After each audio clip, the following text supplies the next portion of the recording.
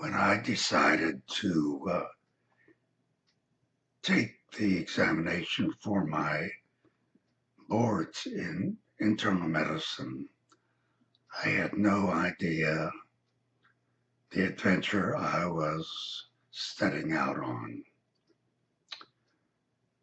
I had the educational requirements and I had been in practice for a couple of years and I had done some publishing, so I thought I was ready. The first tests were written, essay type questions, and a group of us went to Baylor University College of Medicine and settled into the classrooms to take the tests. It took about 2.5 hours. And when I completed the test and went out into the hallway, there were 3 or 4 doctors who had completed the test before me, and they were discussing the answers. I listened for a short while and I realized that I had answered all the questions incorrectly. I stepped away and took the car and went home and told Yvette I had flunked the test. She reassured me that she was sure I had passed, but I couldn't be quieted in my anxiety. About 3 months later, I found out I had passed the test, and Yvette was right. The other doctors who were before me and had discussed their answers had not done quite so well. So I passed the written test, and in March 1971, I was invited to take the oral test. The test was given in New Orleans. So Yvette and I went to New Orleans, stayed overnight at her parents' home, and I took the car down to Charity Hospital where the test was given. I went into the first room where my patient was sitting up in bed. I was given his record, which I could review, and after a few minutes, the examining physician came in, said to me, my name is Dr. Schnabel and you're Dr. Jackson. I said, that's right. He said, hey, tell me about this patient's electrocardiogram.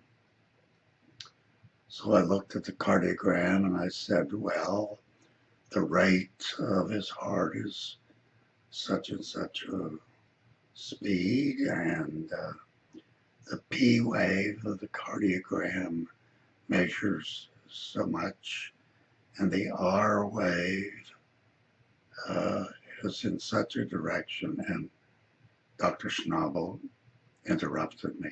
He said, has he had a heart attack? I said, no. He said, okay.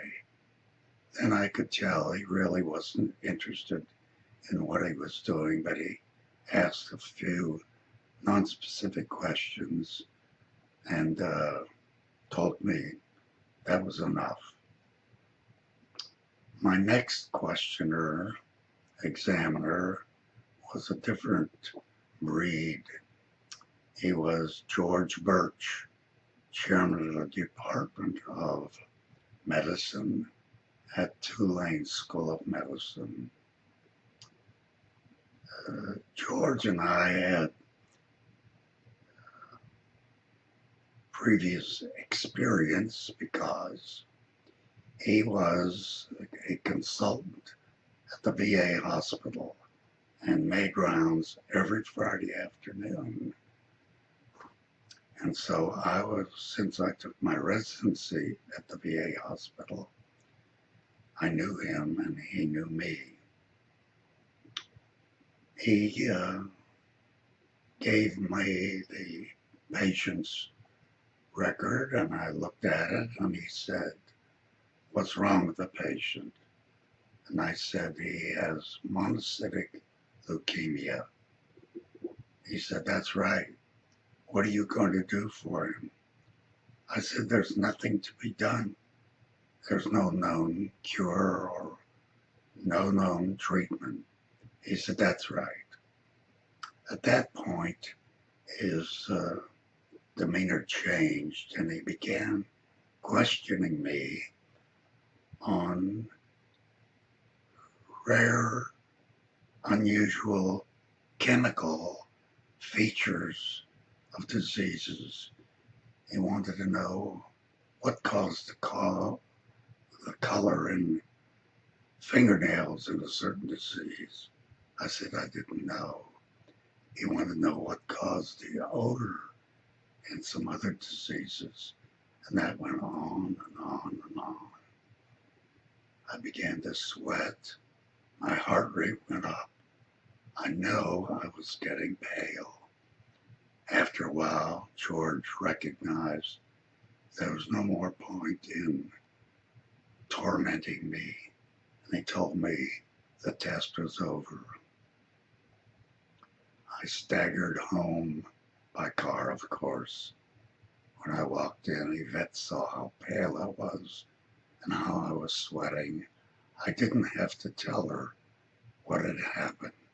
She gave me some bourbon. I felt better, but I was sure I had flunked.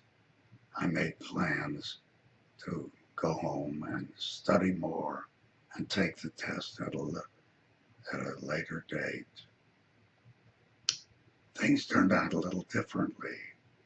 After George had tormented me to his delight, he went out to make rounds at the VA hospital.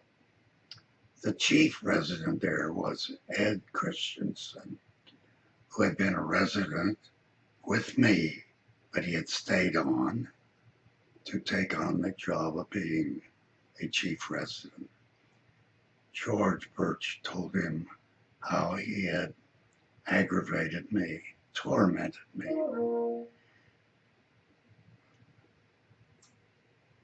Ed Christensen called me about an hour after George had given him the information. He was giggling because he knew what had happened. He said, "Dan, you passed."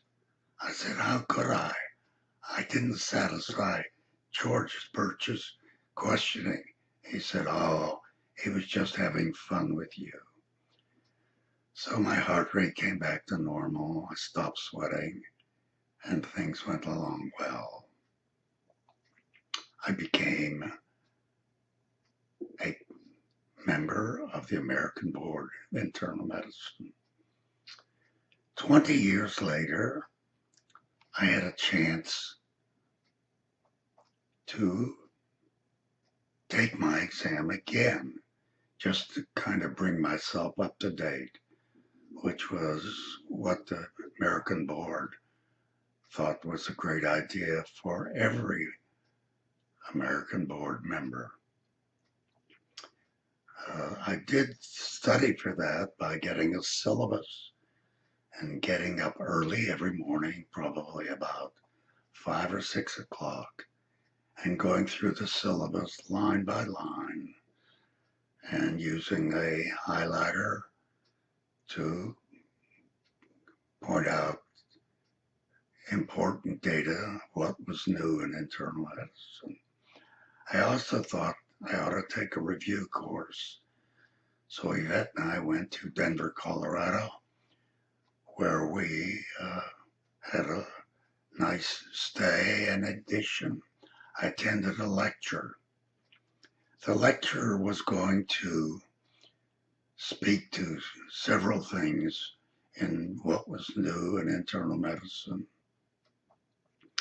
But in the audience, we began calling to him and waving to him. We don't want any generalities, we said. We want the answers to the question. Of course, he understood. We were just trying to pass a test. We really weren't interested in learning a great deal.